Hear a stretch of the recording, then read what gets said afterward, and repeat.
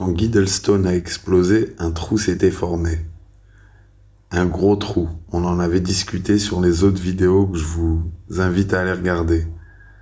Ensuite, le trou, juste après, a été camouflé par des grosses pierres, comme on le voit ici.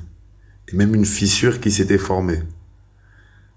Là, on a ce trou, on le voit clairement, et on dirait même les grues, ils ont gratté pour le refermer.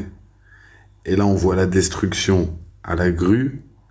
Plusieurs personnes m'ont dit que c'était ça la destruction qui a eu lieu, mais non.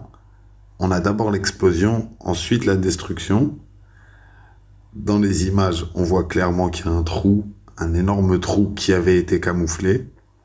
Et ce trou, une bête en est sortie, comme on avait vu et comme on va le voir là dans la vidéo. J'ai bien zoomé pour qu'on voie.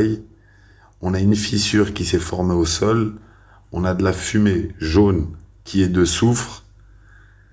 Et on a un personnage qui est sorti. Voilà, qui est-il? Que veut-il? Mais il y a vraiment quelque chose qui est sorti d'ici. On voit son visage noir, une chemise peut-être, quelque chose de blanc. Il met une patate dans le mur, il le casse. Et ça a formé un trou qu'ils nous ont camouflé. Voilà. Et pour l'histoire de la voiture, c'est du fake, la voiture qui s'est échappée.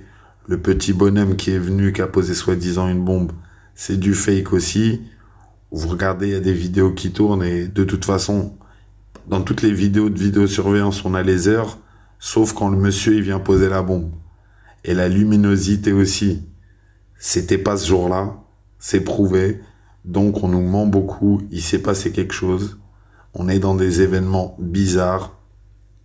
Sérieusement, je vous invite à répondre en commentaire. Beaucoup ont rigolé au début sur les premières vidéos sur le sujet, mais l'enquête, elle avance bien. Et je vous invite à venir sur YouTube nous aider. On fait les recherches en live chaque vendredi et samedi à 21h sur Abou Dener sur YouTube.